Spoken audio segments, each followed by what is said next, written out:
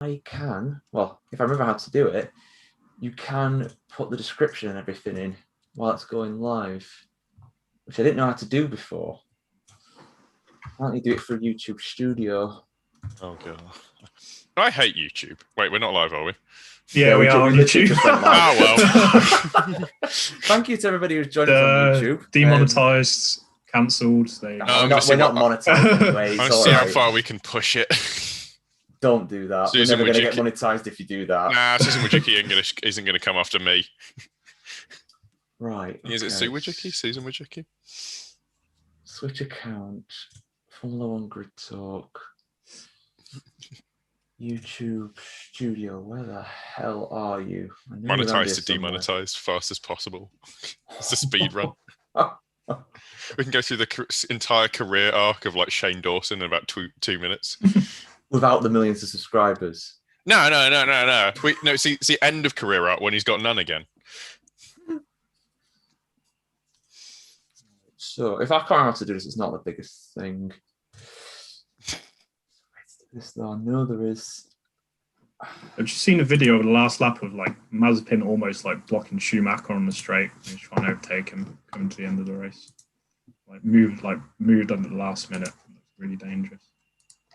Really? Yeah. Oh God. Who did he piss off in practice? It was everybody. Oh yeah. Me. I think it was like Sainz who moaned at him when was qualifying. He blocked Hamilton. I'm surprised Hamilton didn't come on the radio, but he blocked Hamilton during this race as well. Mm. Was this Mazepin? No, I don't think he blocked him. I think he didn't get out of the way very quick, and it hurt him, think he helped, to be honest. We should probably wait until we're saying it, but I think he helped. Bearing in mind that he gave Hamilton a tow down the straight, and then held him up in a couple of corners, and then gave him a tow down the straight again, and gave him DRS. I think his tires, but okay. It's anyway. Hamilton's tires. We can agree he's not a good driver. Hamilton's tires were fucked anyway. They weren't great.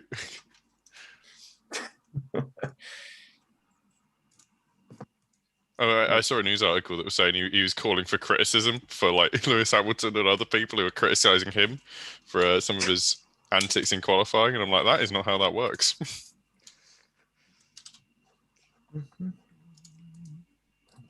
Right, yeah, I can't figure out to do that description figure. I'll have to do it after. Yeah, post editing, we'll do it. Edit that out. Fix it in post. The raw irreverent takes that we provide. Oh, I love being called irreverent. Not on my grave. At least it's not irrelevant. That's not what you want on your name, is it? That'd be a bad one. Owain Medford, irrelevant. Only put it here because we paid us.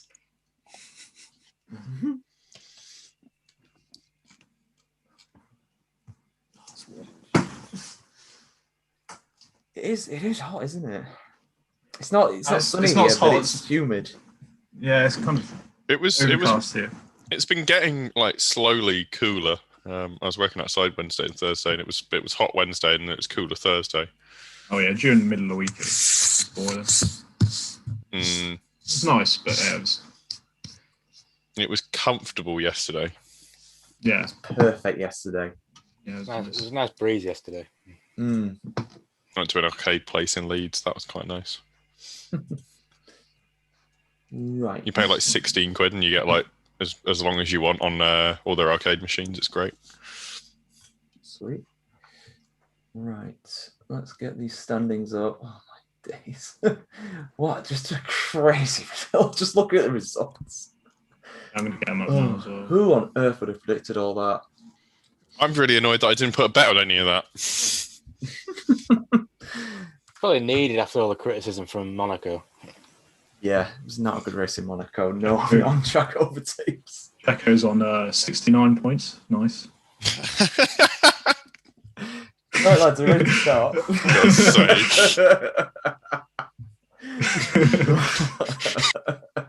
You've outed yourself there. As a professional journalist. That's Ruby. Oh, right, okay. I don't claim to be a journalist. Fair play, man. Fair play. If you don't claim it, it doesn't exist. Exactly. Some people who comment on our videos should also remember that we don't claim to be professional journalists. We don't claim to be ESPN. So, right. Are ESPN professional journalists? Well, according to the comments, they're what we should be aiming for. Oh. So, all right. Anyway. Someone's never watched IndyCar coverage. Let's get going with this. Going off track here, but already. It's good My to know. God. It's good to know. Yeah, it does. It says it. It says it straight away. It's so nice. After over 2 hours of action in Azerbaijan, there's only one thing to say. Well done, Baku. Welcome back to the Grid Talk podcast, everybody. This is episode number 110, where we'll be reviewing the 2021 Azerbaijan Grand Prix. I'm your host, George Howson, and today I'm joined by engineering student Owain Medford. Hello. F1 expert Alex Booth. Hello. And president of the Chris Medland fan club, it is Sam Thatcher. Yeah, good afternoon, guys. Afternoon, everybody. Wow, what a race we've had in Azerbaijan. I really don't know where to start on this one. So I guess we'll start with the man who won the race as we normally do. Sergio Perez, Owain. He won his first race for Red Bull, his second win in the sport. It's fair to say that he's taken some time to adapt to that car, but he well and truly mastered it in Baku. Yeah, he said 5 races and he was not wrong. He was, like you say, he's been having sort of a bit of a rough time of it, really. Not doing so well in obviously the other races this season. He's had a sort of quite a tough start, really. But he did exactly what Red Bull need him to do today. So he kept Hamilton behind, save for, a small issue on his pit stop that wasn't his fault. He would have been he might have been challenging for the lead.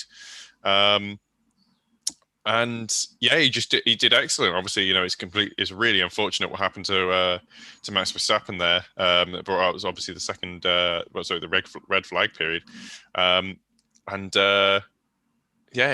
He's done exactly what he needs to do. But I think it was kind of in the position where you think he might could, as I said earlier, he could have challenged for the race win anyway.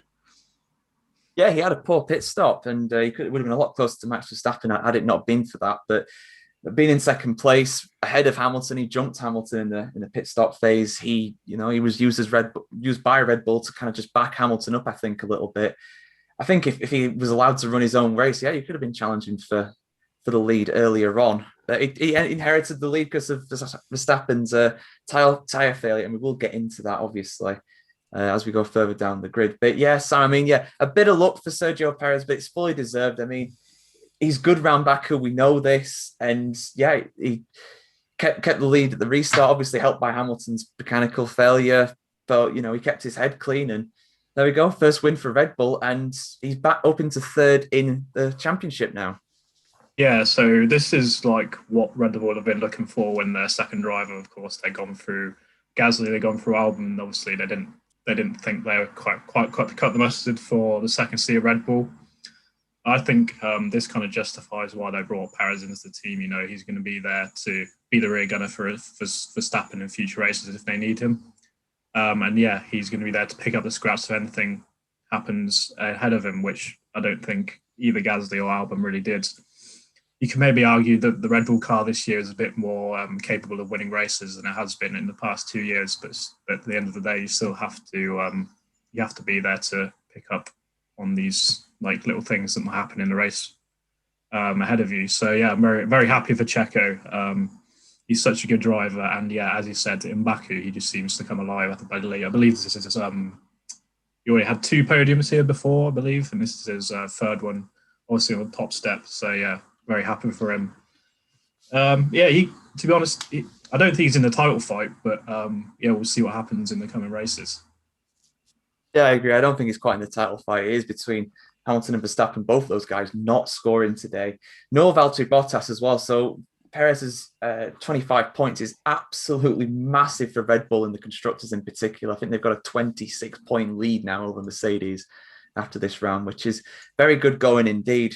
Very good for Perez. I guess we've mentioned him quite a bit, so we might as well touch on Max Verstappen. Alex, he did not finish the race. He was leading comfortably by about 6 seconds, I think. And had a tyre failure, the second tyre failure in the race, the second rear left tyre failure as well.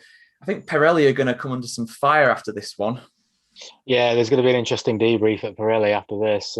Two dramatic tyre failures leading to really spectacular incidents. It's thankful that both Lance Stroll and Max Verstappen were able to get out unharmed.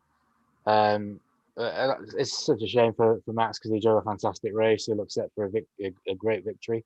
Red Bull looked like they were going to have a comfortable one too, which would have been their first one for quite a while now. But Max had his bad luck, but then he had a bit of good luck in the sense that Hamilton had his problem on the restart. So what could have been a deficit in the championship, it comes out still leading by 5 points, and it's been neutralised. So battle goes on to France. Yeah. So there's not that's probably there's some consolation that Max can take because he was understandably really frustrated, but it's a win-loss. But at the very least, he's still at the championship. He's still in the championship lead. Yeah, a bad weekend for Verstappen in some ways, but it could have been a hell of a lot worse had Hamilton converted his second place to even a second place or a third. But it wasn't to be for him either, Owain. He was in second place at the restart because they lined up back on the grid. His brakes were visibly smoking a lot more than anybody else. Mercedes pointing potentially a mechanical failure. I thought it was a brake failure at first, but he did continue. He did finish the race. So his brakes were working in some capacity. He got ahead of Perez off the line. He probably would have took the lead into turn one, but wasn't to be. He flew wide and went to the back of the pack. Yeah, it was, he, like you say, he got a really good start, actually, which is surprising, bearing in mind he was on the dirty side of the grid. And we hadn't seen many overtakes or anything that would have sort of cleaned it up in any sort of real capacity. You know, so a few people stuck their nose down there, but not to the degree that we've seen in other races at Baku.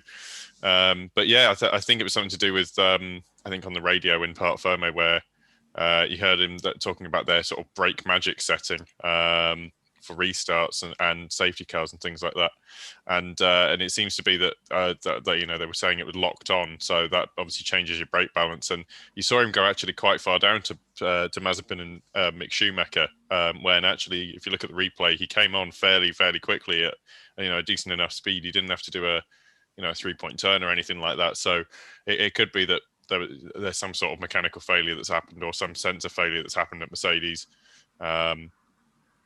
That's caused that. So I don't think he's to blame on it, or at least not fully to blame. But it's just a shame because obviously he'll be massively disappointed with that. That was a real opportunity for Mercedes to pull quite far ahead, for Lewis to pull quite far ahead, as Alex has said, but just couldn't do it. Obviously, because it's just the way it's just the way things play out, unfortunately. That's Formula One for you. Yeah, Red Bull with some bad luck this week and Mercedes with some bad luck as well. And because of that, we got some unusual podium sitters and some people that don't normally score high points, or at least haven't done this season anyway. So yeah, there we go. Hamilton and Verstappen, it's still so tight between them two. I think it's only 4 points between the pair of them still after this round. So it really is all to play for at the top as well. It's just a really, really good race to enjoy watching. As it turned out. So we move on to second place. And Sam, if you'd have told me that Sebastian Vettel would have finished in second place, getting Aston Martin's first podium in the sport, their best ever result, obviously, as well. If you'd have told me that he would have got that yesterday, I would have thought, what the hell are you talking about? But he's done it. It was an incredible drive by him today. Yeah, you probably would have chopped my hand off if I told you that yesterday. Yeah, very deserving of his driver of the day award today. Yeah, he was incredible. As we saw yesterday in qualifying, he just missed out on Q3 by a minuscule amount, which probably in the end made quite a positive impact on his race. Obviously, gave him the fresh tyres at the end after the red flag. And we saw on the first stint, he went quite long whilst everyone else pitted, and then that meant he got in loads of clear air and was able to kind of take those tyres a lot longer than everybody else. And then he overcut the likes of Sonoda and was able to get past Gasly after he came out of the pits, and was kind of pressurising Hamilton after the first safety car restart as well, wasn't he? So yeah, he was in contention all day. And well, yeah, I was kind of hoping for Seb at least kind of to send it down the inside of turn one on the safety car restart. But I'm pretty glad he didn't do that now, because obviously the second place is great for him. And as you said, it's very significant for Aston Martin to get his first podium in F1. Because considering the start they had, we didn't really think they looked that good. But I think the car's improved a little bit in the past couple of races from the beginning of the season. And it looks like Seb's like fully settled into the team now, which is really good to see. And yeah, it's probably going to be only onwards and upwards from here for them. But yeah, no, Seb easily deserved his Driver of the Day award today, and yeah, very happy for him. Legend. Yeah, very happy for him. I think a lot of people are very happy for Vettel. We wanted to see the old Vettel back. We've got him back. You know, after his worst start to a season in over a decade, he's well and truly looking at home in the Aston Martin at the moment. Amazing second place. Great tyre management to go as long as he did in that first stint. He led the race. Even on new tyres, Verstappen, he was catching him, but he wasn't like hand over fist. You know, yeah, it took him quite a few laps to like catch him in that stint, didn't it? Verstappen, he wasn't like normal when fresh tyres are put on. Like, yeah, it took him at least 5 to 10 laps to catch up with them, which can put Perez under pressure as well. So yeah, very good job by Vettel on that stint, as you said. Absolutely, and in his second stint as well, you know, he was looking like he could get up to Hamilton for third, like legitimately. And he ended up even getting better than that because of the, you know, Hamilton going back and Verstappen having his crash. So there we go. So we move on, and another surprise podium stander. I think Gasly's qualified fourth for this race, Alex. But if you'd have told me again if he would have got third legitimately, I just wouldn't have believed you, because it's just an unbelievable performance by him again in that AlphaTauri. And again, another vital result for a midfield team. He's driving really well lately, Pierre Gasly. His stock is rising, and it was another great race for him today. Qualified extremely well yesterday, but a bit like yourself, Josh. I didn't really think that he would stay up that far. I thought that he would probably drop further back into the race, but he didn't. He drove really well all through the race. He got ahead of Leclerc during the pit stops, from which he would never. He would never fall from. He nearly got overtaken by. Well, he did briefly get overtaken by Leclerc after the restart, but then he got him straight back, and he hung on to score. Here's an AlphaTauri's first podium of the season, and what a season it's turning out for them. They've got a very good car under their shoulders, and it's paying off because Yuki Sonoda brought it home in the points as well. So a great weekend for AlphaTauri. Yeah, fantastic. For once, my bold prediction was actually correct. I went for AlphaTauri for a double points finish, and they did that very comfortably this weekend. So I guess I do know what I'm talking about sometimes. On occasion. On a very, very rare occasion, yeah. I didn't go for First time George for Russell. everything. Yeah, I didn't go for George Russell for the points for once, and it paid off. So maybe I'll stop doing that.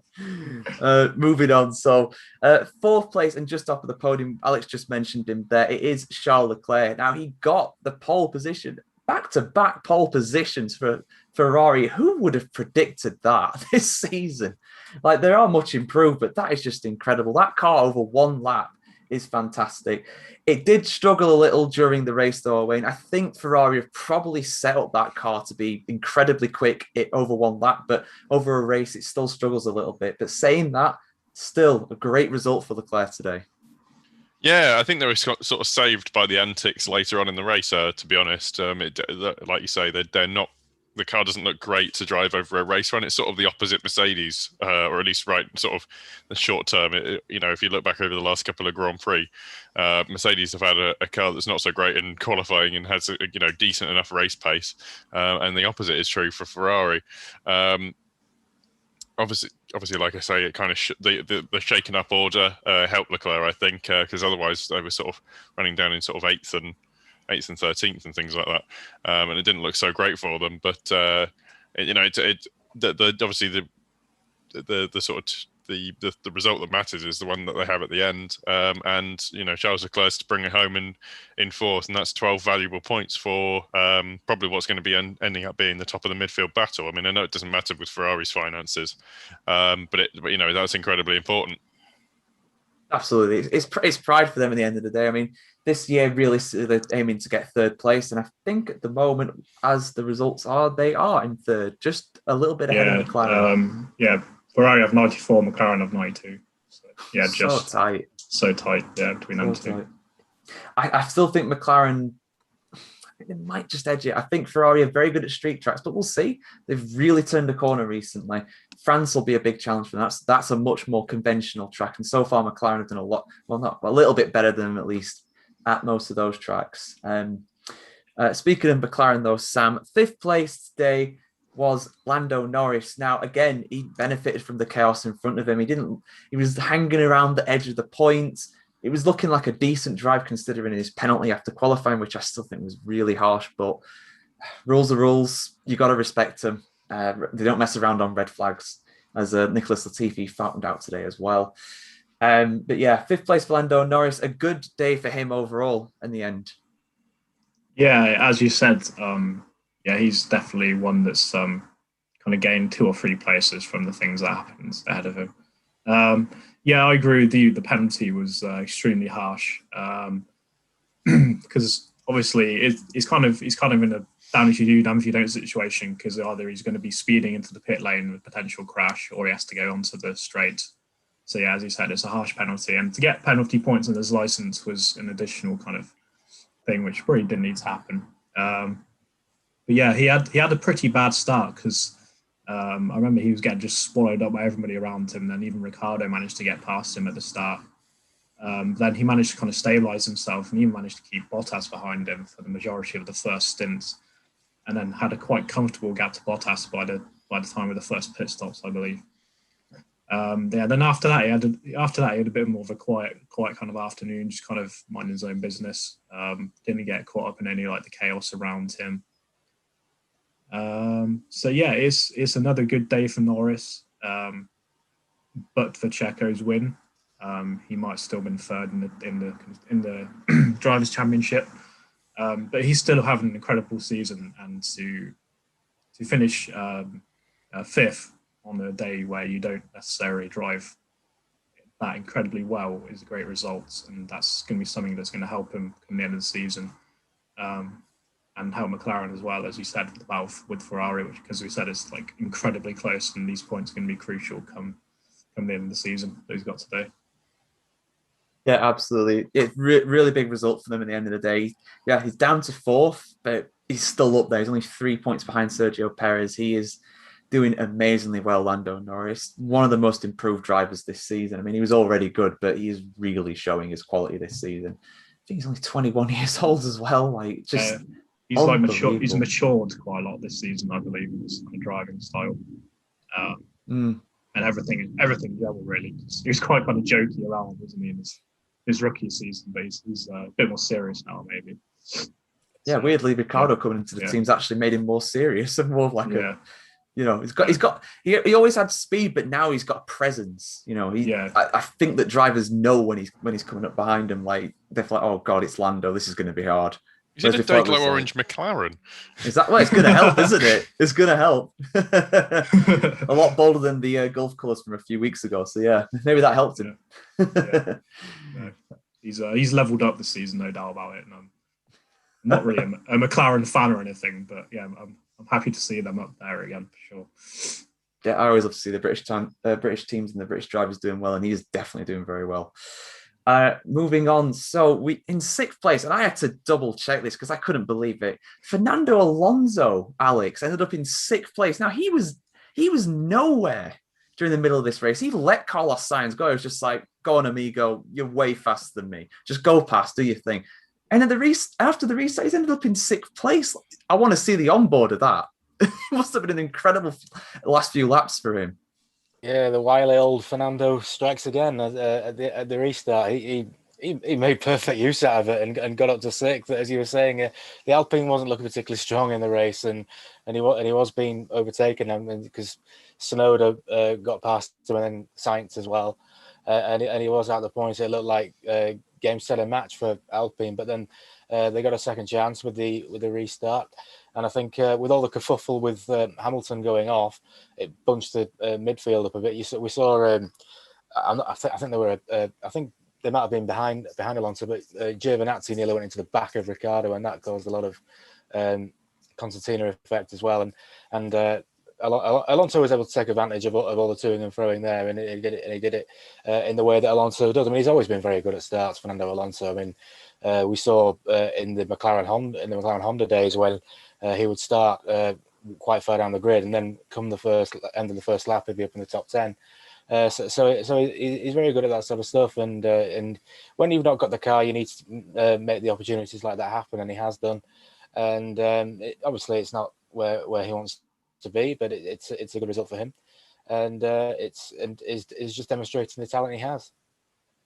Yep, form is temporary, class is permanent, and Alonso was absolutely on another level at that restart. Fair play to the guy. I didn't give Alpine a hope in hell. I thought they really struggled to score any points this weekend, but 6th place is good. The thing that'll disappoint them, though, is how well AlphaTauri and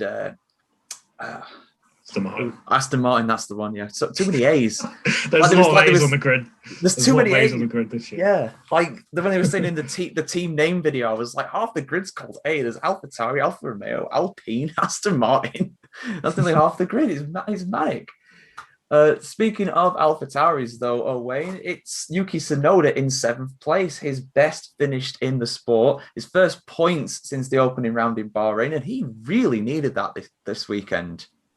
Yeah, it's been sort of discussed all weekend on some of the coverage that Yuki thought he could get around in Formula One on talent alone, which is, I guess after the sort of first couple of race, the first race, he might have thought that, but he's sort of had a rude awakening, and but apparently he's put the work in, work ethic that he has, and he's got himself back up there. I don't think the sort of result 7th to 7th really tells the full story, but he's obviously went backwards and had a few fights, and then got told, he's like, shut up, man, I know what I'm doing.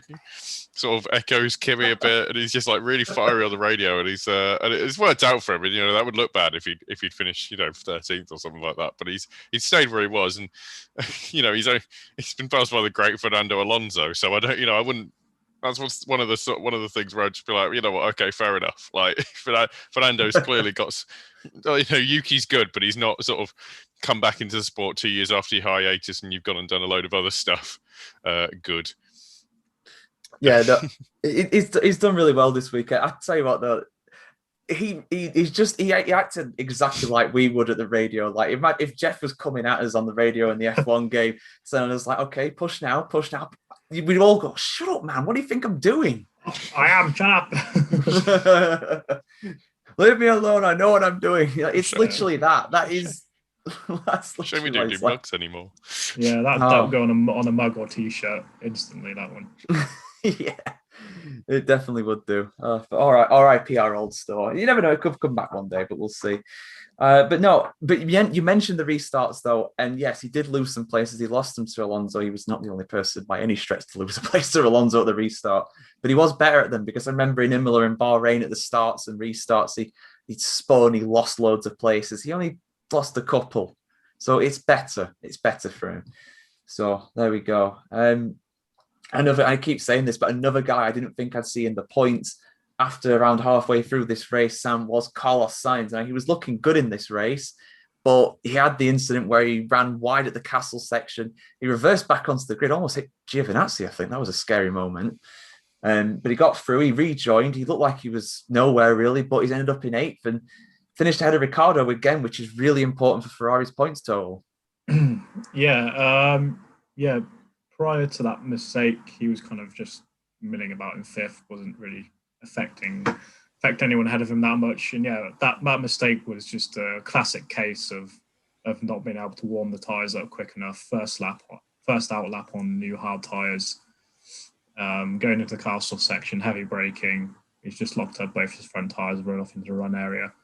And he's lucky that he managed to get off into that runoff area without any kind of incident, really, apart from what you said with the Alfa Romeo. But luckily, nothing happened there. Yeah, it's still kind of similar to Norris, really. He had quite afternoon, really, as you said. The only kind of on track overtake I kind of remember him doing was the one on Alonso and on what's his name, Giovinazzi. Just after his pit stop. So, yeah, as you said, very key points for Ferrari again. As when you drive kind of not a brilliant race, you need to get these points on the boards, and Carlos Sainz seems to be good at doing that. He's always there or thereabouts in the top kind of 10, isn't he? I don't think he's failed to score points at any point this year so far. I'm pretty sure. Just the one race in Portugal, I think. Yeah. But yeah, that was, he was put on a terrible strategy, wasn't he? Yeah, because a terrible strategy in Portugal. He's been one of the fastest settling in guys into the new team this year. Out of all the kind of drivers that have moved teams, he's the one that's kind of settled into the team the quickest. And when you go into Ferrari, that's very impressive, because you need to change everything about what you do when you go into a team like that. So he's performed very well, and he's always got speed, hasn't he? No matter where he is on the grid. Good drive from him to get where he is. Yeah, absolutely. I was generally preparing to say, well, he's done really well so far this season, but Azerbaijan was a bit of a blip. But it wasn't in the end. He still got points. So fair play to the guy. Another guy who got points today, Alex, was Daniel Ricardo. Now, I think he'll be a bit disappointed, to be honest. He was at fault for I think it was the third red flag in qualifying. There was 4 red flags in qualifying for those who missed it. Slammed into the wall there at turn 3. Ended up going out in Q2 again, starting down the grid again, but he's recovered it to points, which I think he'll be happy about. But I think more than anything, Ricardo just needs a clean weekend. Yeah, I think the points finish is a mere consolation prize for Ricardo. I mean, it was a lot better than Monaco, at least, but he's still really disappointed with it. He's similar to what Sergio was experiencing. It has been tricky for drivers moving teams this season, and it's clear that Ricardo's not quite comfortable with that car. So it was a points finish, but he'll a bit like Mercedes. I don't think he'll be wanting to return to a street circuit in a hurry. When we get to quicker circuits such as Paul Ricard, we've got Austria, a double header in Austria as well. I think he'll do better there. He'll be close to Norris. But yeah, it's another difficult day at the office for Daniel. Yeah, not the best for him. But like you said, McLaren should do better at the tracks that are coming up as well. They seem to do better at more power tracks. France, doubleheader at Austria, Silverstone, Spa, Monza, all in the next 7-8 races. So big opportunities for them there. We'll have to see how they get going with that. The final point scorer today, Owain, and for the first time this season, is Kimi Räikkönen. Now, he had points taken away from him in Imola for a safety car infringement, which was really strange, but I think he should be able to keep this one. So his first point of the season, and another big point for Alfa Romeo. Yeah, they're not slow. We've seen them fighting around with works Ferraris from time to time, and he's the Finn that you wouldn't have expected to see on the making up the final points position. So, Kimi's obviously still got it. We say that every time it happens, and it does happen a lot.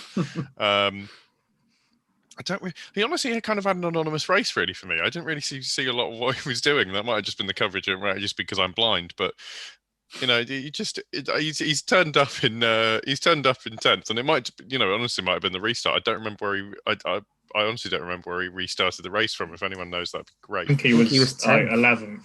Ah, was 11th. I think Gio was in 10th. Ah, that makes sense. Oh no, I think Gio was 11th and Raikkonen was 12th, or the other way around, because they were just outside the points. That makes sense because of Hamilton going back. And Hamilton went off. Yeah. I mean, Alonso went forwards. We've pieced it together. We've played our game of Cluedo, and it's Kimi. He's going to end up in the points anyway. It's just what it is like. It's just a hobby for him, so there we go. Pretty nice hobby, I'll be honest. Yeah, all right. He had to drink this time, so he was able to finish in the points. And his steering wheel and glass. I think it was Baku. Oh, wait, wasn't it a Baku where he didn't have the steering wheel? That was Baku, yeah. Yeah, it was in the 2017 race. Another red flagged race. Very similar to this one, actually. In some ways, yeah. Manic race, that. Manic race. He's got Alfa Romeo points. That's all they need in the midfield battle. It's really competitive.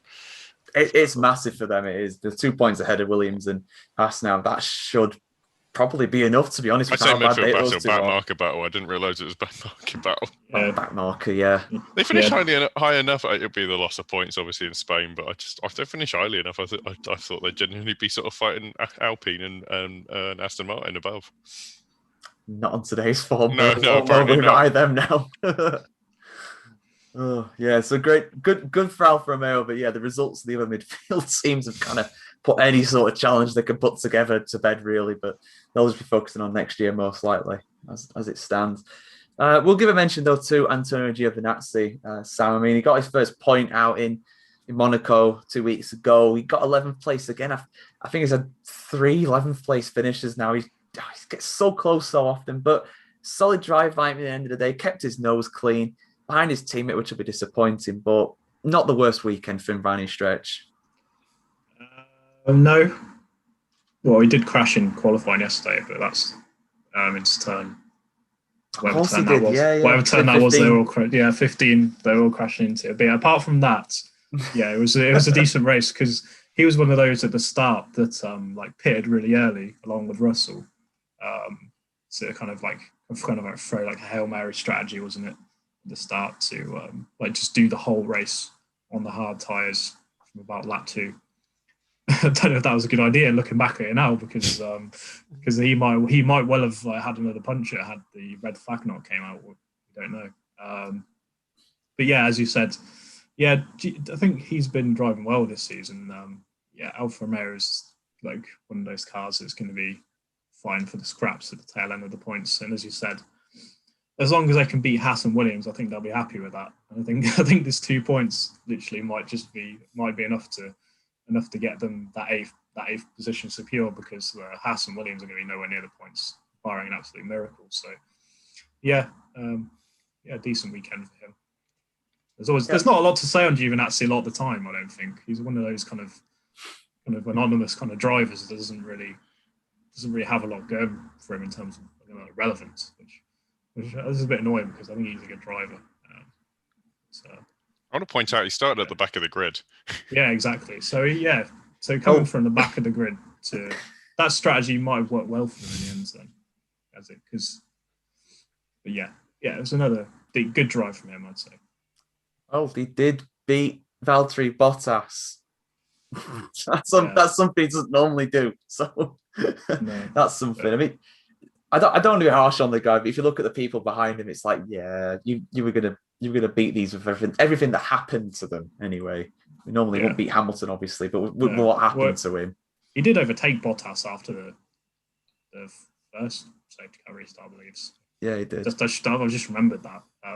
Fair play. Good day to be honest. Even though Bottas was terrible, but I'm sure someone will talk about that in a second. Oh, don't worry, we will. Don't worry.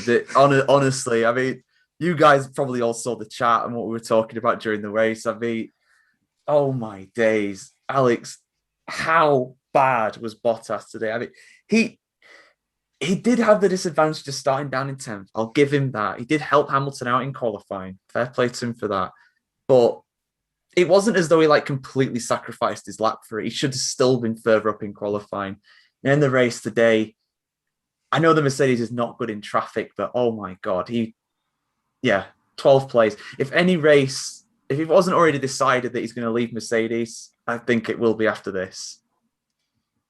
Yeah, I'm not sure what Mercedes' decision is going to be with regards to his contract, but it has been a disastrous couple of weeks for Valtteri Bottas. I mean, after the horrible luck, really, we'll say that he suffered in Monaco, he was hoping to bounce back from that, and it was just not working out for him all weekend. As you mentioned, qualifying down in 10th, which compromises you quite badly because obviously it's the last runners in Q3, so you don't get the free choice of tyres like you would do as if you were Sebastian Vettel starting 11th. So you're immediately on the back foot there, and he wasn't really able to make much of a good start, which relegated him into the midfield, and from that point on, he was never going to recover, and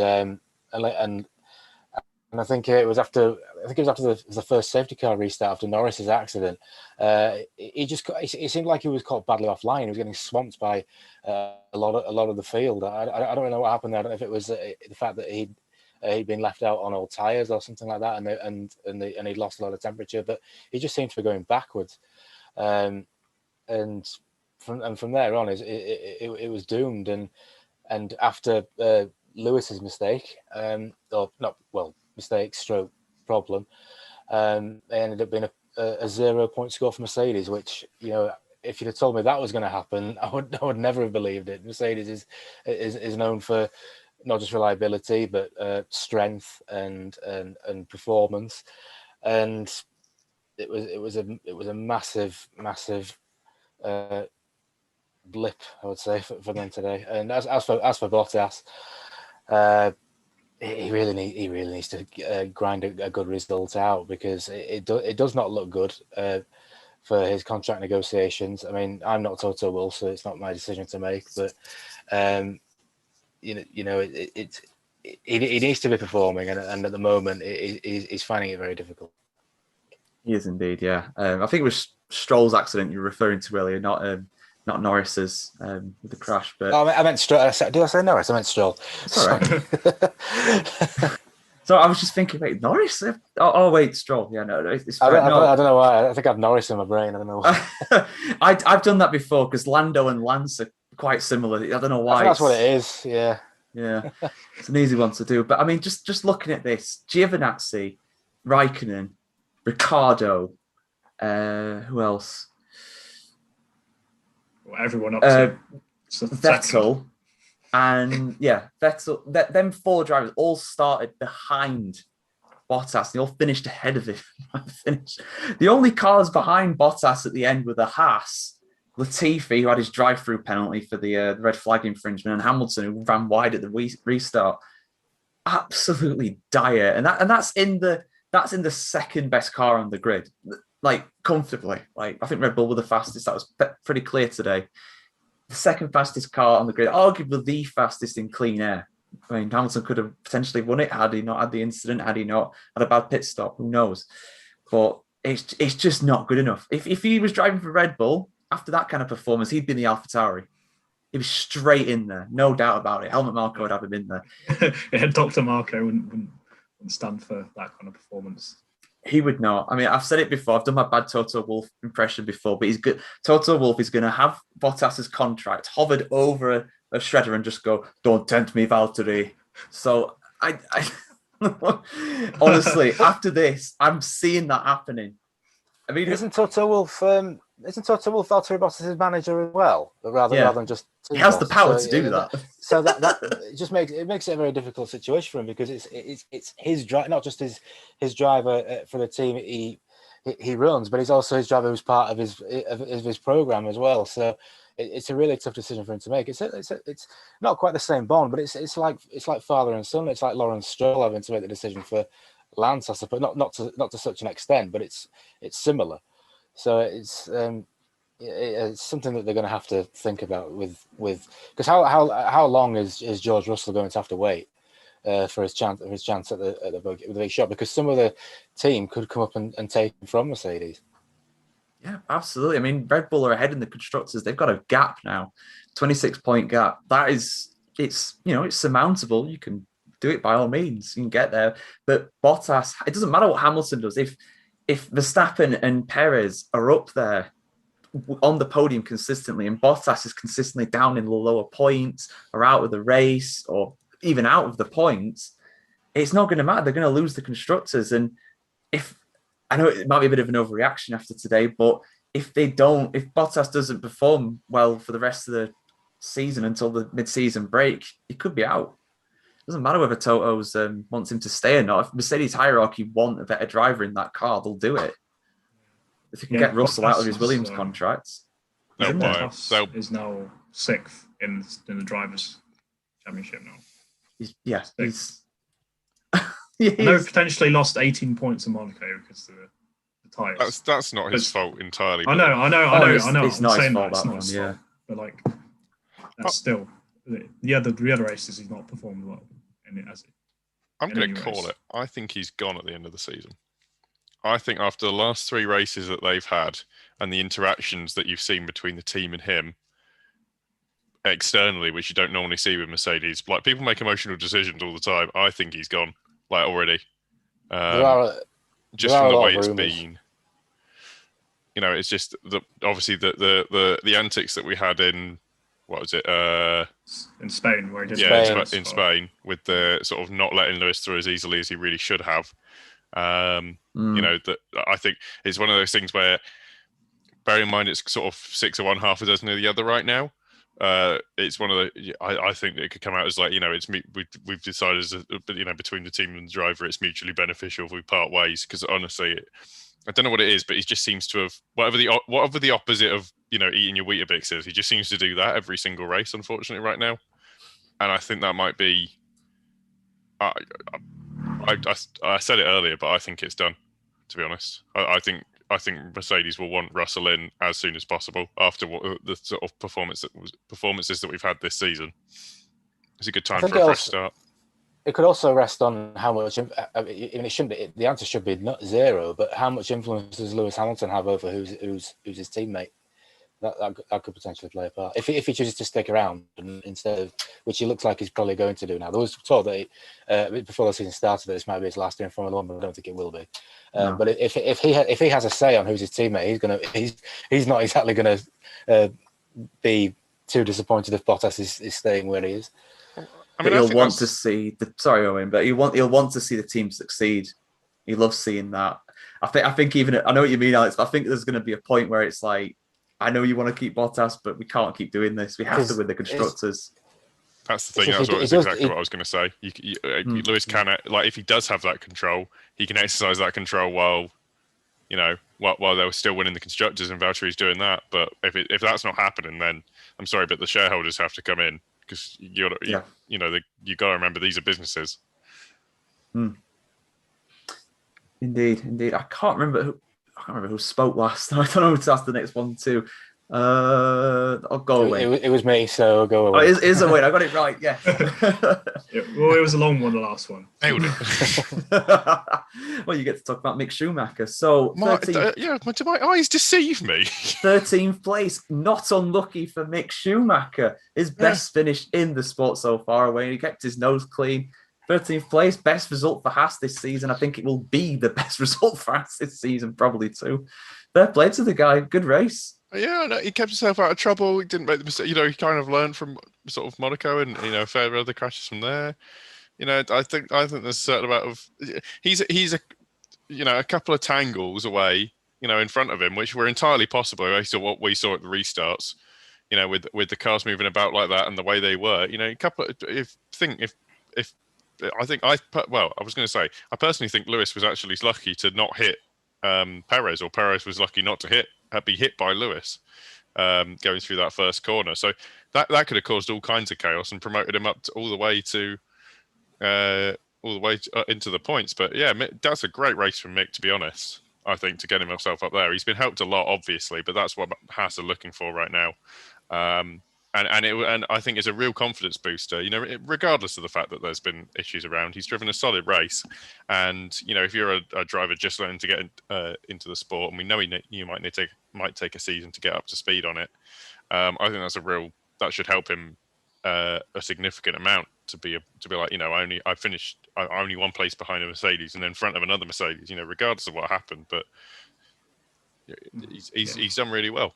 He had that pit stop issue as well, where he had to stop at the end of the pit lane because his wheel was front wheel wasn't on properly, so he had to go all the way back to his pit box, change the tyres, and then come out again. And, an excellent point. Yeah, he still managed. I hope he don't get a penalty for that. I really hope he doesn't. Yeah, I don't think they will, because they didn't go beyond the end of the pit lane, so it's not an unsafe release someone onto the track. Yeah, they're perfectly allowed to do that, providing they don't go out onto the track. If they haven't crossed the pit lane exit line, then they are entitled to wheeling back in. Yeah. It's really. Matt Webber did that a few years ago.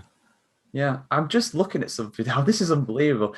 Mick Schumacher's 13th place actually puts him ahead of Russell and Latifi. So Haas are ahead of Williams as it stands. Haas are not last. What is going on? I'm assuming just positions based. Yeah. Mazepin's ahead of Latifi as well. Oh my positions God, best. he is as well. Oh, he's only But Haas- behind Russell Haas are on ahead of Williams. countback.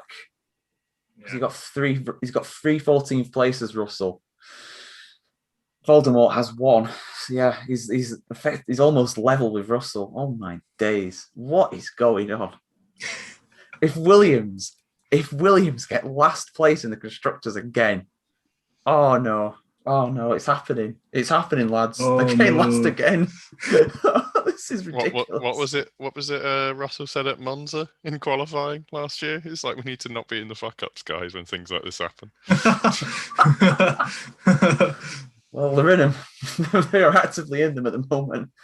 So yeah, we'll skip past 14th place. I mean, yes, he got 14th place, Voldemort, but it did not drive a good race. I think he was 2 minutes behind his teammate at times. He was a very long way behind. He was a long way behind. Long behind Mick. Brought it home though, so he brought it home. So take some credit for that. Yeah, he finished the race, and his driving, I think, in general, well, apart from blocking people, in driving craft has maybe improved a tad, but yeah. And the joke he made about not being in Monaco was pretty funny. That was actually really, yeah, that was funny. He's got the most like British accent ever for someone who's from Russia. It's almost like he was probably schooled in the UK. Yeah. Oh, exactly. of course, yeah. That makes probably sense. Was. I don't know, but he probably was. Well, it's nice to have rich parents, is all I'm saying, Sam. Yeah, yes. He does indeed have a very rich dad. Another guy who has a very rich dad is Nicholas Latifi. He, you know what? I generally feel sorry for the guy, especially considering where Schumacher finished. That should have been him. He should have been in 13th place, Latifi, today. But his team, for some reason, Sam, thought it was a great idea to stay out. No, sorry, what did they say? Stay out. It said stay out, but actually they meant come into the pits. And because of that, you got a drive-through penalty at the red flag. That's amateur hour. So what I think he meant was come into the pits, but stay out of the pit box. So don't come into the pit box. But then obviously, Latifi's going, 100, 200 miles an hour here. He's got like a split second to make this decision. And when someone says stay out, you're going to think stay on track, aren't you? As a racing driver, you're going to think, oh yeah, I'm going to stay on track now. No matter if you see because there was like a recovery truck on the track at that point. But if your team says stay out, you're going to stay out no matter what. So yeah, that's obviously no fault of his own. Yeah, it'd be better if they could punish the team for that kind of thing. A team kind of mess up, like give them a fine or something for causing a dangerous situation, but obviously it's just been handed to Latifi, and I guess in the long run it doesn't make a great deal of difference to they wouldn't have scored points, but as we said, now they're behind Haas in the championship, so that as you said, that might cause them to finish last in the end season, which would be an absolute monumental cock up on the side of Thoroton Williams International, but they definitely made strides forward, but in the race pace is still nowhere near where they want to be. So. It's not looking good for them, is it? I mean, Phil calls them Doritos, but they really are crumbling at the moment, aren't they?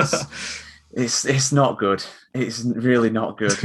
Doritos International. Doritos International. Oh my God! Right. So, and in the other Doritos car, Alex, was George Russell, and I don't know what happened to me. He just retired before the restart after the red flag. I thought it was Latifi coming in for his stop go, and I thought, you can't do that. You can't do your stop go before the restart. But it was George Russell. I guess he had some sort of mechanical failure. Yeah. I thought the same as you. At first, I thought it was Latifi going into service penalty, but it was going very, very slow. So then I figured it must be Russell. I'm sure he came up on the team radio just before that. I can't remember exactly what he said, but I'm sure he came on the team radio and he was sounding not very happy. So I think something must have gone wrong there. It's not really what Williams need, as we've already established, to have fallen down to last on a countback in the Constructors' Championship. But there's still, what was that, round 6? There's still contractually 17 races left. Whether we'll get 17 is another story, but that's still that was a whole season last year. So there's time. They can hopefully salvage something, which they had in 2019 they were really off the pace, and there was a crazy race at Hockenheim and they salvaged 1 point. They would have salvaged some points last year if it wasn't for Russell's terrible mistake at Imola. So we'll probably get another race where that's crazy, and maybe Williams can pick up something. But today they'll really want to forget today, because not so much on Russell's part, but that Latifi mistake was really glaring, and the debrief in that will be very interesting. I don't think the engineer will be the most popular person in that debrief room. No, it's not going to be a good atmosphere for him. I think he's well and truly messed up, and it could cost him very big. But we'll see. There's a long season still to go, like you said. 17 races still left, plenty of time to recover from that. Because they do have a faster car in the house, they should be able to beat them, but they've got to beat that 13th place. That's there. That's not going to change. So yeah, like we were saying, 18th place. Max Verstappen obviously retired after his tyre failure. Lance Stroll as well. He had another tyre failure. I mean, we not really spoke about it that much, but I mean, Pirelli are going to come under some fire for it. They went a stage softer than they would do last year. And I think they changed the pressures as well between practice and qualifying or something like that. So, I mean, what do you think, Owain? Do you think Pirelli are kind of to blame for this, or is it just a freak incident, or the team's pushing the tyres too much? I mean, the pressure thing is, they increased the pressure from like 19 psi to 20 psi, which should mitigate any sort of, if you go over a curb when you're going a bit more slowly and the tires haven't got pressure, like sort of operating pressure, then it sort of mitigates cuts somehow. I don't know exactly. I don't know exactly how that works. I initially thought maybe, Stroll and Verstappen had maybe gone over a curb or something, in a specific way enough times. But the very, very helpful actually angle of Stroll's tyre afterwards that we did get, and sort of opinions of obviously the other racing drivers there know an awful lot more than I do on the commentary team, said it was sort of like the way it just was a failure on the internal sidewall. I think it's maybe a manufacturing error or something like that. That's my thoughts on it, at least. I don't think the going a stage softer will have impacted it that much, bearing in mind we didn't get that last time, and also the fact that I think the rear left tire isn't really, thinking about it, to me it's not really so impacted as much going around Baku. It's it's a anti-clockwise circuit, so it's the rear right tire that you'd expect to get the wear on it. And bearing in mind, that obviously the change in construction as well to supposedly be stronger. I personally think it would be down to sort of some, freak manufacturing error for maybe this batch of hard tires. Obviously, Pirelli's got a load of work to do, and they need to look at them, because we can't have that. The fact that we've had two drivers go into walls at 200, approaching and over 200 miles an hour is obviously terrible. And bearing in mind these are meant to be stronger tyres, also doesn't look very good for Pirelli at all, just sort of commercially, let alone the safety aspect. So they've got a lot of work to do. I'm sure they'll do an excellent investigation into it. But it's not good to see tyres failing in any capacity at that sort of thing. That could have been game over for a lot of people. Yeah, it could have been. I mean, Stroll and Verstappen, neither of them had the G-force sensor go off, so neither had to go to the medical centre. So it wasn't as rough as it could have been, but they were going 200 miles an hour, maybe a little bit more in Verstappen's case, because he was very near the end of the straight. I mean, we've had Mario Isola on the show. I think we had him on just over a year ago. Pirelli have made big strides, and we asked him about a lot of things on there, and they obviously know what they're doing.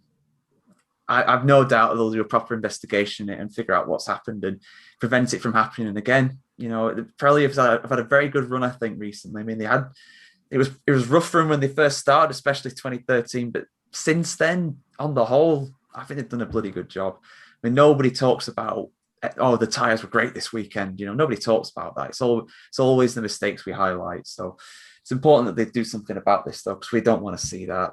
It wasn't debris or anything. It can't have been, not like that. there must have been something up with those tyres. And yeah, if the race was a little longer, we could have seen more of them maybe. But yeah, so that's the order. That is all of the drivers.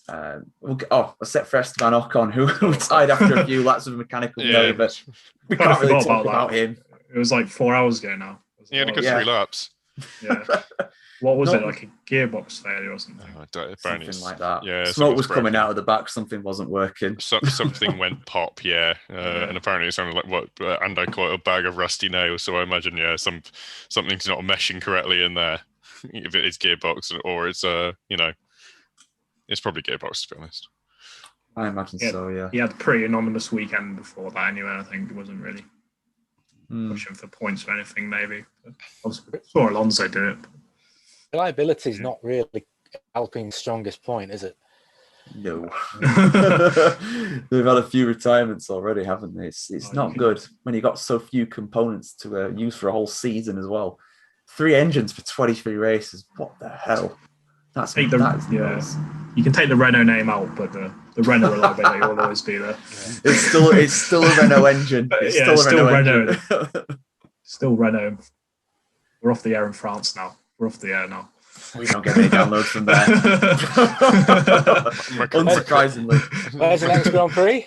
In France. Ironically. We're going to all turn on our, we're all going to turn on our skyboxes later, and obviously other broadcast partners are available, but you have to have the requisite channels, and they're just not going to work for any of us. Yeah. Oh, right. So let's go with our drivers of the day. I've got a feeling who the common one is going to be, so I'm not going to go for the person that I think will get it the most. I'm going to go for somebody else. I am going to go for the winner, Sergio Perez. I think he did an excellent job today. I think he started, 8th, something like that. And to win, to come through like he did, and the whole overtake Hamilton legitimately. Yes, he was helped in the pit stops, but to stay out on those tyres like he did, put the laps in, I think he was excellent today. And I'm so, so happy that he's got his first win for Red Bull. It's really good to see for him. Very happy for him. Owain, who's your pick for the driver of the day? Oh, goodness, I can't think. I was going to go for like a really sort of out there pick or anything, but there isn't really. I'm going to go for Yuki Sonoda, to be honest. Just for getting himself back, sort of back at the order, back at the grid. Sort of try and get himself out of the slump that he's been in. Just because, I don't want to say that this is once in a few weekend performance, but it's he's done it through hard work. That's not luck. That's hard work. That is with all that he's done. I think that's good work from him. Yeah, he was solidly running the points all race. He got into Q3 for the first time as well. Very, very good weekend for him. Sam, who's your pick? Mazepin for finishing ahead of Lewis Hamilton. I don't know if you're being serious. Come on, Sam. I'm not being serious. I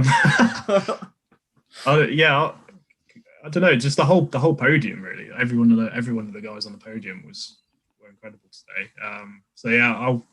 I'll try and be out of the box. And we had Pierre Gasly, I think. All weekend he was good. Qualified 4th. Probably pushing the AlphaTauri to heights it probably can do. To be honest, it's a good car. So it's a good weekend for AlphaTauri overall with Sonoda as well. But yeah, he could have lost the podium on the last lap to Leclerc, but kept him there. Great little battle on the last lap. Yeah, Pierre Gasly once again. He's finished first. He's finished second. And now he finished third. He's stood on every step of the podium in the last couple of years. And who'd have thought that? Exactly 2 years ago, like this time 2 years ago, he was nowhere in the Red Bull, struggling to even finish on the same lap as Verstappen. So, what a regain from him! Incredible stuff. Yeah, and a brilliant comeback. I mean, to stand on all steps of the podium for Toro Rosso and AlphaTauri, that's bloody impressive. Especially when he didn't get a single podium for Red Bull. No, who would have predicted that? Incredible. One of my favourite drivers on the grid, for sure. Yeah, me too. I'm very glad to see him doing as well as he is. Alex, who's your driver of the day? I'm going to go with the majority of the viewers of the race. I'm going to have to give it to Mr. Sebastian Vettel. I think he drove a fantastic race. After Monaco, where he drove another great race. I think he's getting some confidence back, and he's driving with you know, the skill that we saw when he was winning championships, and he looks a lot happier, and it's so great to see. So and from starting down at 11th, getting up to in second place, absolutely fantastic. So great result for him. Yeah, brilliant. I'm glad you went with Vettel, because if nobody went with Vettel today, we'd definitely get accused of bias. Just, I think you guys hate Vettel. I think we were trying desperately not to give it to Vettel because it was voted as it. We like to try to be different, don't we, on here? Yeah. Sometimes sometimes the audience is right. Yeah, I mean, he probably was, but it would have been boring if we all just said the same thing. So I was tempted to go with Verstappen because he did everything right, and it looked like it was going to be another great win for him, but it wasn't to be. But I can't really ignore the fact that Vettel did a brilliant race. Yeah, to challenge for the podium legitimately, and then actually get on it comfortably by the finish. That's just unbelievable. But we've all said how bad that car is this season. I guess it's not that bad after all. It definitely suits the street track, so they'll be unhappy to see the Singapore's off the calendar now, probably. But yeah, since they've stopped like whining about the whole kind of low rake thing, I think they've kind of got their heads down and maybe just thought, this is our car now. We've got to do what we've got to do with this year, and then obviously they're looking to next year a lot, aren't they, as well? They're one of those teams that are thinking next year is going to be a big year for them. Yeah. But after Karen Safnauer's complaints, they're finally getting on with it and getting some good results. So fair play to them. Yeah. But yeah, so that is the grid. That is the race. Do be sure to join us on YouTube. Any questions that you guys ask during the comments for this, we'll answer after the show, as always. And be sure to leave us a 5-star review on iTunes as well, and we'll shout out you at the start of the next show every time. But yes, we are available on YouTube, Spotify, Apple Music, Amazon Music, Verbal, Omni Studio, and Pocket Cast. Just search for the F1 Grid Talk on all of those. We've got a massive back catalogue of shows now, well over 100 episodes to get through. It's not just previews, qualifying shows, and reviews, but it's also, I mentioned the Mario Sola one, but we also did documentary style ones like Ayrton Senna, Tiregate, the 1994 Benetton conspiracy, ones like that. So be sure to check those out. Thank you very much for joining us, lads. It was a bit of a long one, but we got there in the end. What a race to review. Thank you for joining us. Cheers for having me on. No problem. Thank you for listening and downloading, you guys, as well. I'm watching it on YouTube. We'll continue on YouTube for a little bit longer to answer any questions, like we said before. And yeah, we'll be back next week to preview the French Grand Prix. I mean, we all love that track, so hopefully we get another good race in 2 weeks' time. It's all right, I'm going for my eye test later. You'll need it to look at that track for 2 hours. Anyway, thank you very much for joining us, guys. We'll see you in a week's time. Bye-bye. Right. Adios. There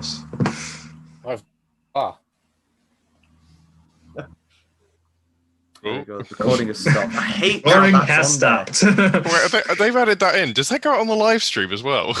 Yeah, it does. It will do. Oh, Yeah, it's so recording annoying. start. That's bad. That is. It's freaking amateur hour, bro. I get why they do it, but like, you know, goodness me. I don't get why they do it. It's a bit mad. Wait, do we have any questions at all? Nope. No. No, we have Dev. We have Dev. I knew I jinxed that. Praise toast tonight to the old man. I mean, Jimmy. it's not as if we're broadcasting to millions of people, is it?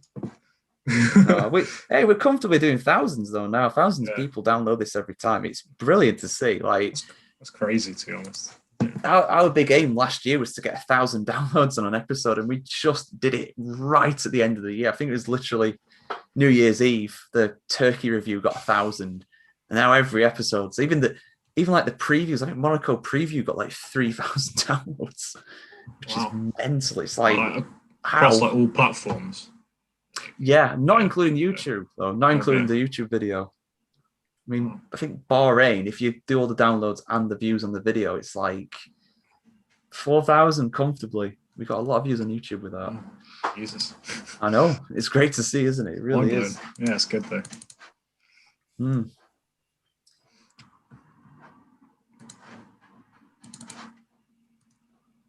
discussing anything else? Or It's all right. I'm just looking to see if anything's kind of happened. I don't know why, but Carlos Sainz came up as 7th rather than 8th on one of the things I was looking at. But I don't think there's been any penalties or anything, has there?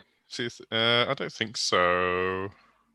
Interestingly enough, F1's official webpage didn't show the points totals on the side for the race initially, like immediately after. Normally they're pretty good with it, but it's just like, well, that's not right. Not today for some reason. No. On the talk of some drivers speeding under the was it under the safety car under the when because they were talking to Michael Massey about it, weren't they? So yeah, there's going to be any repercussions coming from that. I don't know. I hope not, but you never know sometimes. I don't think so. I think from Michael Massey's reaction, which was, after McLaren just went, sir, he did this, so he's done this, and then Michael Massey came back and went, no, you all did it. I saw all of you doing that. So I don't imagine that will come to anything. I imagine that will be, right, last warning on this, but we're gonna come down on you guys if you you're not slowing down enough for double wave yellows. I think that's what probably happened. what about the whole flexi wing thing? Do you think that will be kind of post race, affect the race at all post race? I don't think so. Oh, no. Is that all buried now? Is it? It's not buried. I just think the new test comes in at France, rather than, obviously if we saw something really, really abnormal. He's not eyeing that shirt at all. If we saw something really abnormal, I guess, during the race, if like a Red Bull wing that was flexing like loads, but to be honest, the Mercedes and Red Bull wings were both flexing. Like Mercedes are pushing it. I don't believe for a second they're not pushing these things on the rules, but they both seemed about the same because they put them dots on, didn't they, to easily see how much they flexed. Yeah. But the rear wings look pretty much the same. There wasn't a lot of difference. But yeah, it's quite difficult to do with, I think, with the sort of vibration and update rate of the camera. But there's much smarter people than me that know. Yeah, they'll have the measurements on it and stuff. I just hope it. I mean, Steve said it, didn't he? Like it'll just end the constructors' battle, maybe, because Mercedes will just blast past them down the straights with Red Bull's new design. But I hope it doesn't. I hope it's close. I don't think it's going to make that much of a difference. It's not. It's definitely not 6/10 like they're talking about. No. And if it was 6/10, then Mercedes would be doing it as well. Like, yeah, it's much to do about nothing, isn't it? Really? No, it's the constant ebb and flow of teams. It's just it's teams policing each other. That's all it is. It's the game is the game. The game is the fault. This has been F1 for ages, isn't it? Just team gamesmanship. Just. It's like we go back to like the Brabham BT46B. Got Mario Andretti Mario Andretti in the Lotus saying it's chucking up rocks. It's clearly unsafe. It's throwing things in my face, and someone's going to get hurt. They all do it. They've been doing it for years. Yeah, that's always been a part of it. They always exaggerate things to make the point. You see it in every sport. Always has been that way. Always will be. Ayrton Senna listening for the bloody throttle pitch of sort of the engine pitch of, I think was it the Benetton, I think, off the top of my head. It was the Benetton, yeah, because he said they had traction control. Yeah, let's be honest, it did. It probably did. Yeah, you know what? It probably well, it definitely had it on there. Whether they used it or not, that's another matter. It was option 13 or was that a different thing? I think so. See, I listened to our podcast. Yeah, I think I might have been on that one as well. I think you were, yeah. No, they all do it. Yeah, I know. That's not. They all do it, and they've all got a fair idea of what each other's doing by the time that it's come to the point where they're protesting it, or flagging it up to other people. This is not new. No. If it was like Haas doing it, then it wouldn't matter because it's Red Bull with these wings that obviously Mercedes is going to kick up a fuss. Yeah. So I believe Alfa Romeo did the exact same thing as Red Bull with their wing. To be honest, I think if it were Haas or a lower field team doing it, then Mercedes would quietly copy it. Yeah. Quietly copy it and not do a thing about it. I think Mercedes are only causing issue about it because they think they have an advantage over Red Bull when if the tests are to be increased. That's what it is. Yeah. Well, it's like way back. What was it 2003? The tires, like Ferrari complained about Michelin tires, and they knew about it for ages, but they just didn't do it until it was like, oh right, we might actually lose the championship this year. Let's complain about this and just nerf everybody, and it worked. You know, they know these things and they use them when they can. Like, and right now, Mercedes is under threat from Red Bull. They're behind them, legitimately behind them. So it's going to be interesting. I hope it doesn't make a massive difference, but it will probably hurt Red Bull down the straights a bit. But I think overall they're probably stronger, despite how fast Hamilton was down the straight this time. I think he was just running lower downforce. I think the Red Bull's better on power tracks. See, the thing is, I think it's the thing that came out about the Ferrari power unit was that, you know, obviously Ferrari got if Red Bull do get curtailed in the same way that Ferrari did with their power, with their fuel flow thing, as we've now found out, you know, everything else is going to be designed around it. Like there's going to be certain parts that are going to be designed to be slightly higher drag because they know, you know, if this flexi wing does bleed off of that whatever percentage of drag it is, then they, you know, F1 teams don't think, oh, that's pretty good. You know, we'll just leave everything else the same. No, everything else is going to be designed to work together. You know, so that it might be a draggy car. It might change the balance of the, you know, of the car. It's going to be all interconnected. It's a massive thing, and it's just going to, you know, it could genuinely affect them quite a lot. Is it just the rear wing that's under scrutiny, or is it the front wing as well? Because I always remember the Mercedes front wing. Whenever I've seen onboards of it, it does visibly compress a lot. Yeah, it's just the rear wing, I believe. I think Mercedes have only, as Sam says, Mercedes have only talked about the rear wing. Unsurprising. I wonder why. Well, if Mercedes had to redesign the front wing, that's the entire car needs overhauling because that affects everything. That's a massive redesign. Because especially if it flexes, because that changes. I mean, it's the same thing with I think it was with the Red Bull one when it was like in 2010, 2011, when it was flexing and like when, you know, the front wing was bending there, and they were doing that for floor vortices control, I think, at the time, because they wanted to it must be to stall the floor at that time. It must have been to stall the floor, but. Don't you just love Formula One? It's just this all the time. It's just this.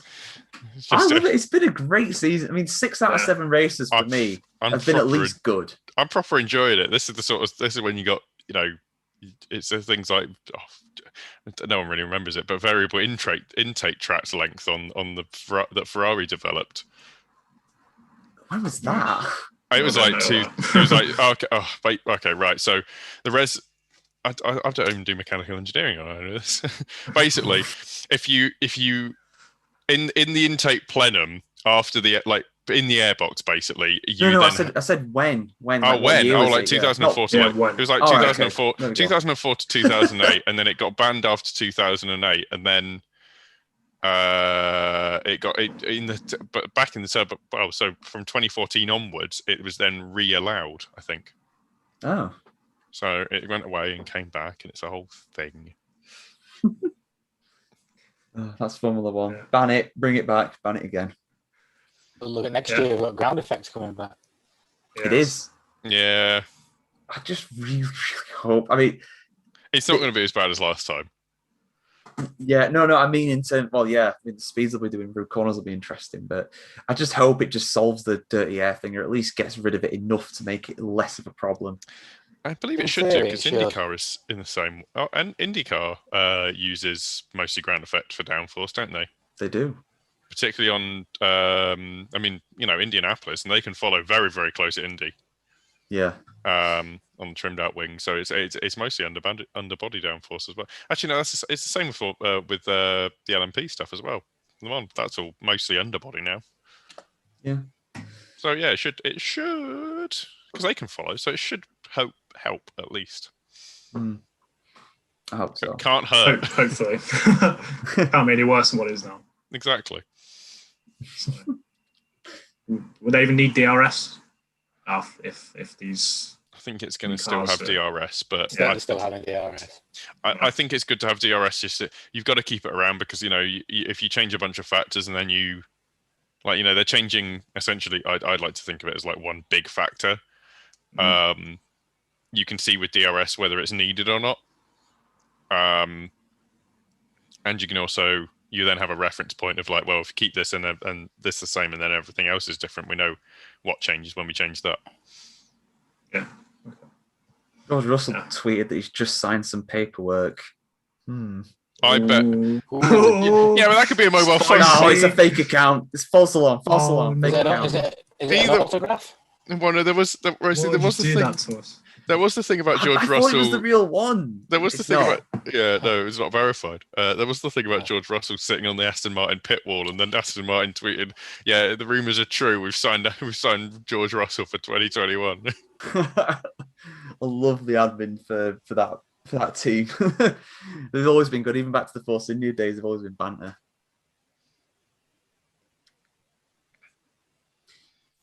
Oh goodness me! It's not Formula One when it's actually interesting. Yeah, it's just because it's close, isn't it? Formula One's always interesting. Yeah, it is. Oh, it's always interesting. Sorry, just a certain amount of like, no one can sit there and say that Monaco wasn't the most boring race I've ever watched. I fell asleep while I was watching that. I was almost. It wasn't the most boring race I've ever seen, believe it or not. Okay, what's the most? I've got to know now. What's the most boring race you've ever seen? It wasn't Sochi, was it? That was some of them have been awful. Actually, no, I know what. I'm trying to think. It's hard because Formula One is never boring. Indianapolis 2005. Oh God, yeah, that is a good point. Oh. Yeah, 6 cars on the grid. But wasn't that Ferrari's only win that season? I think. Yeah, got me Toyota and the constructors. Saying that, you couldn't really call that a race, so that can't really count. That. Yeah, that's an exhibition session. To be honest, that's at that point. They almost crashed though. Barrichello and Schumacher. Can you imagine if like Jordan got a 1-2 and Minardi was in our podium? Wasn't it Karthikeyan was starting for Jordan as well? Karthikeyan and Montero. Yeah. Thiago Montero, what a man. I don't know, maybe the only ever Portuguese driver to get a podium. I can't think of another. There might be another. He is. I think he's the only Portuguese driver to score points. I can't even think of any other Portuguese drivers. Not score points. Pedro Lamy scored 1 point. Ah, yeah, he was the other guy I was thinking of. Yeah, he was never in a good car, though. I'm not the F1 expert. Nickname for a reason. So if something comes about Chris Medland, though, you're straight in there. Probably, yeah. He's recently got. He's moved in with Jess from formerly what the fuck. WTF1. I was going to make a joke about that, but you got there first. I was going to say, you know exactly which presumably nice village that they've signed for a house in. Yeah, I know exactly when I live. I was stood outside the house when they moved in and everything. Okay, that's a bit creepy. I wasn't trying to insinuate that. Oh God. Fair play to him though. Yeah, no, I'm happy for. I sent him a message, congratulate him, and he's I think he went to Indy as well. So he's doing all right for himself. He had some problems getting over there, though. Yeah, it's a nightmare, isn't it? Was it for work or something? Or I don't know. I presume so. Because he does some TV stuff. So is it? I can't think who it is. It's an American broadcast, but it's not ESPN. It's like TNT. Is that TNT? TNT is one. CNT is the channel. Yeah, I don't know what. What? I don't know what channel Indy was. CNT might be as well. CNT is not a channel. That's a channel in GTA. No, I swear TNT was a channel. No, TNT. Oh, I thought you said T. I thought you said CNT. Yeah, no, TNT is all wrestling used to be on TNT. Yeah. Yeah. I don't know wrestling. Leave me alone. Yeah, CNT. Yeah, no, that's on GTA. I'm gonna play it off like I don't watch WWE semi regularly. You were talking to Ruby about WrestleMania last time. So. I don't know what you're on about. There's nothing wrong with wrestling. There's nothing wrong with wrestling. Well, actually, yeah, Sam's a fan of wrestling. I discovered that living with him. I don't watch it that much anymore, but I always respect. I wouldn't. They have ruined their storylines. It's to the point where their feeder series NXT is now genuinely better. Like F2 is better than F1. Yeah, that would be like F2 a bit. Well, actually, no. To be honest, at times F2 is better than F1. It is. F2, the F2 race this morning was pretty mad as well. Yeah, I didn't see it. I right, wasn't weren't awake it? early enough. Penalties. Everyone has a penalty. You have a penalty. You have a penalty. Everyone has penalties. Like no reason. Yeah. Well, you know what? We've talked about him a few times. I hate Dick Tantrum. I think he's a Dick proper. Tantrum. I think Love that Dick though. I think he's a proper knob, but He's quick though. he is quick. He did really well in the second sprint It's race perfect for yesterday. Red Bull's second seat. He's been kicked Not on when it he's now. quick. So he'll be in a Williams, maybe. I think he's a junior driver for them. No, please don't put him in a Williams. But, Anyone? we can get Roy Nassani instead. That's much better. He's um, Israeli, isn't he? Yeah. Yeah. Oh, Yeah. great. He got podium Monaco though. Do we have to have someone? Joke Like, about it. He got podium actually, Monaco, no. Better than right, Mazepin. There we go. Better than I've Mazepin. made him. I've made him better in my head. Better person than Mazepin. Well, he needs to get the super license, Nassani. He doesn't have it yet. So maybe we could see Aitken back full time. I'd love to see that, but I just don't see it. Just don't see it happening. Right. Okay. So Bottas out, goes and does sports cars. I feel like he'd be suited to that. And then Aitken comes into the second Williams seat, and Russell obviously goes to Mercedes. Could be So- so. I've called it here first. Should I put a bet on now for Russell to be I in think it's Mercedes? probably- I'm going to do it. I'm going to do it. I'm going to put a bet on for Russell to be in the Mercedes seat in 2021. 2. What? You mean Oh, sorry, partway through this year? 2022. No, actually, no, not 2021. 2022. You're right. You're right. Sorry. It's all right, Owen. I'll let you off. Save me. Save me. I must. Can you imagine if? Well, actually, no. Can you imagine if that happened? Could happen. If Bottas is really that bad, they'll get rid of him. I really do, because they've got to try and get the constructors. That's the most important thing to the board. The one betting. Drivers is all well and good, but if they don't get the constructors, they'll consider it a failure. And yeah, that'll be it. Right, as you probably tell by how bright it is, I'm absolutely boiling in here. So I think I'll probably. It is boiling, yeah. It's boring. Oh, So no, Yeah. boiling. That's what I meant. Sorry. Boiling. no, that's what you meant. The Yeah, truth came out George there. is. George is really boring. I am really boring. I know that. I'm a dad now. I've got to be boring, haven't I? Bad jokes. And Okay. You're not even Bad fun. jokes. My connection's gone really funny as well, so you all sound like you're underwater. You do sound like you're underwater as yeah, well. Yeah, So there we go. your mic is cutting in and out at times, kind of like a Dalek. That's mad packet loss. That is. Yeah. Right. Oh, we're struggling to get against Romania. Anyway, carry on. Oh no. Oh, Some of the fans were booing when the players took the knee. Yeah, can't. we were talking about that, weren't we? It's bad that. Like, Thank God for Middlesbrough. Yeah, I mean, where what is do it? you Where is expect? it from this time? It's Middlesbrough. Middlesbrough. Again? Same. What, Yeah, same what do you stadium. what do you expect from Middlesbrough? On that note, It's a gammon place, isn't and on that note, it? Sorry, but Now everyone we've from pi- Middlesbrough, I'm really Now sorry. we've pissed off an entire town. well, we've pissed off a lot of people and a few countries as well. Like, we weren't exactly kind to France today, but I think even they must know how bad their track is. Like, come on, they must know. Can we just get them straight? Can we get like an exhibition race around like Po or something? Oh my god. No, actually, you know what? Le Mans Bugatti circuit. Genius. That's the It's the one they use for the Mo- motorbike. yeah, MotoGP one, yeah. Mm. It's not that bad. It's a good track. We've seen MotoGP tracks don't necessarily work. Mm. Yeah, but It was used once for the French Grand Prix in 1967. Oh what, really? the Le Mans Bugatti circuit? Yes, That must have been a different layout. it was the similar layout. I think it's been reprofiled quite a bit since, but the Probably, to layout be was honest. the same. Oh, goodness. They just needed to make. They've got like thousands of configurations of Paul Ricard. They need to use a better one. They've got limitless options, pretty much. That can't be the best layout of it. There has to be a better one. I'm thinking about, they were saying about taking out the chicane right in the middle of it.